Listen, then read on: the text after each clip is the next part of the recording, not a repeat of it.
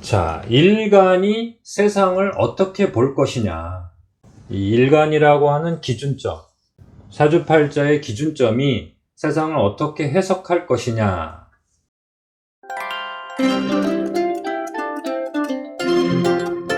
그래서 이제 궁성론과 십성을 혼합시켜서 살펴볼 때 재미가 있고요.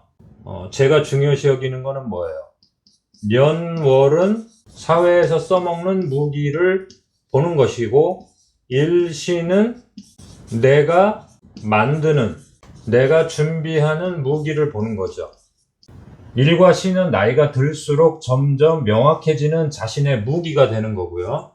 그래서 여기 년월에 식신상관이 있는 거와 일시에 식신상관이 있는 것은 그 쓰임이 다르다 이거예요.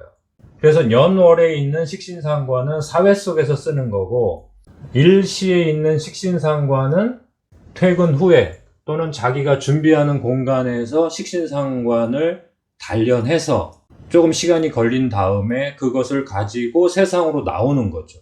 그러니까 일시에 있는 무기는 자기가 만들어가는 공간에서는 잘 쓰이는 거예요. 근데 이 무기를 가지고 세상으로 나오면 시행착오를 많이 겪는 거예요. 그 년월과 일시를 자꾸 나눠서 보시면은 그 사람이 보인단 말이에요. 그 영역을 나눠서 보시면 훨씬 더 재미가 있어요. 그 사람을 이해할 때 그 일간의 음양을 먼저 알아야 되겠죠. 자, 음과 양을 사주팔자표에서 중요하게 여기는 것은 상대평가 때문에 그래요.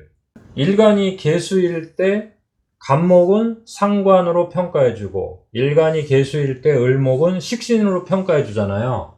그 평가에 따라서 이 사람의 기술이 달라지잖아요. 그렇죠? 이 상대평가할 때 음양이 꼭 쓰이는 거예요. 자, 그 다음에 음양이 어디에 쓰이냐면은 여기 년간에 쓰여요. 자, 대운의 순서를 결정하기 때문에 대단히 중요한 거죠.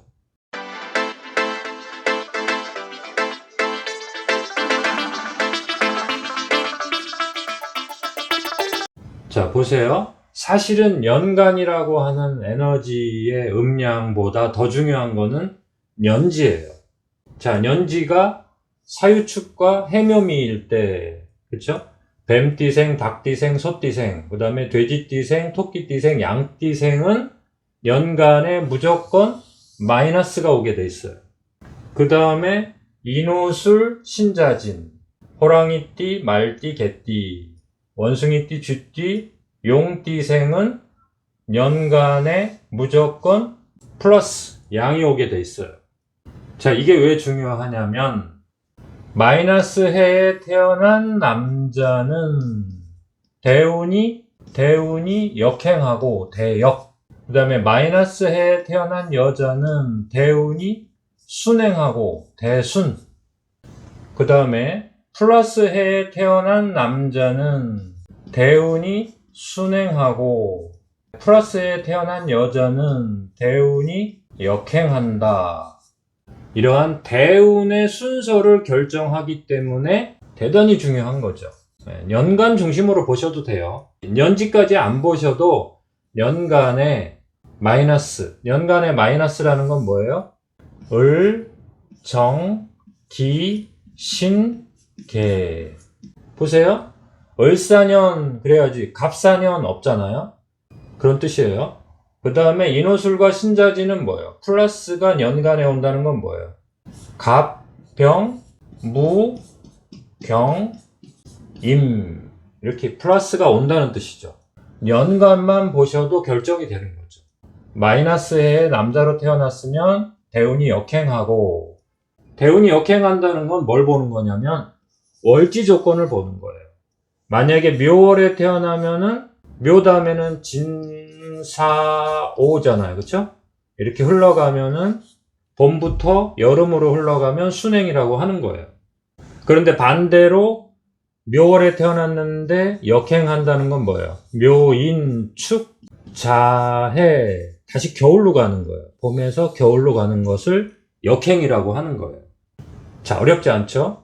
만약 여름에 태어났다면 순행하면 가을로 가는 거고, 역행하면 반대로 봄으로 가는 거고. 어렵지 않죠? 그래서 대운이라는 것은 년 조건과 월 조건을 다 보고 결정하는 거니까 내가 세상에 적응하는 방식이 바뀌었다는 것을 알려주는 거죠. 야, 너 봄에 태어났지만 너 대운이 지금 여름으로 가고 있어. 너 지금 대운이 가을로 가고 있어. 그 새로운 환경 조건에 네가 어떻게 살아야 돼? 그거를 알려주는 거니까 이 대운이라는 게 얼마나 예민하고 중요한 거겠어요. 그쵸? 그러니까 대운의 변화를 잘 살피는 사람이 진짜 사주팔자를 잘 해석하는 거죠. 타고난 사주팔자를 잘 해석하는 것도 아주 중요한데 네가 세상을 바라보는 관점이 어떻게 바뀌었어? 거기에 그렇게 살아가야 돼. 이걸 알려주니까 대운의 변동이 얼마나 중요한 거겠어요. 거기에다가 이제 세운까지 나오죠. 몇 년도에 1년짜리 운이 나와서 요 1년 동안은 이런 부분을 중요시 여겨야 돼.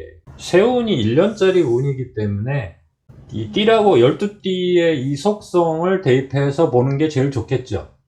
그래서 나이가 들면은 점점점 세상에서 자기 생활로 들어가잖아요.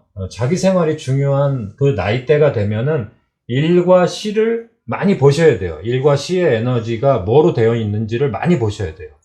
그렇게 어렵진 않죠? 이걸 보시고 다른 사람의 사주까지 보신다면 나의 인생살이와 그다음에 내 주변에 아주 나랑 긴밀한 사람과의 그 관계를 다각적으로 볼 수 있겠죠. 대운이라는 것은 년과 월의 조건에서 발생하는 거기 때문에 내가 처해지는 환경 조건이 변한다는 거니까 얼마나 중요한 거겠어요.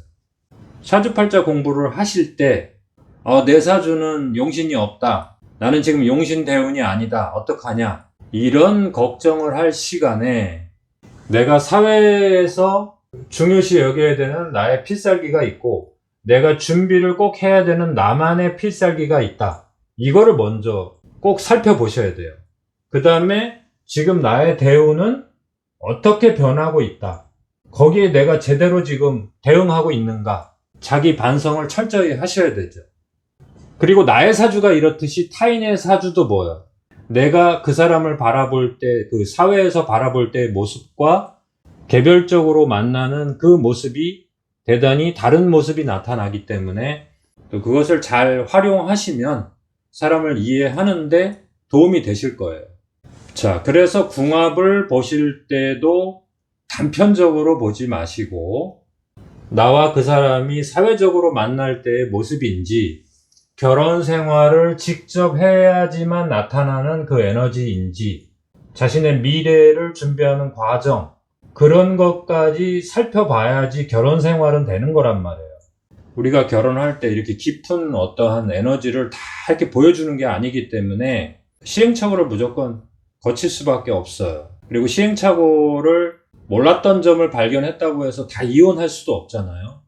그렇기 때문에 우리는 이제 공부를 통해서 그 사람을 완벽하게 이해할 수는 없지만 그 사주 속에서 저 에너지가 저렇게 작동하니까 저 사람이 저런 생활 방식이 있구나. 사회적으로 보여지는 모습하고 나와 개인적으로 만나는 모습이 저렇게 달라질 수도 있겠구나. 알 수는 있는 거죠. 자, 그래서 첫 번째는 자기 자신이 사회 속에서 남들과 차별화할 수 있는 무기, 그 다음에 자기만의 준비할 수 있는 무기, 이걸 먼저 알아야 되고요. 그 다음에 대운 속에서 나의 조건이 바뀌었다는 것을 알아야 되고요. 공부해 나가시면 사주팔자의 큰 프로그램이 완성이 되실 거예요.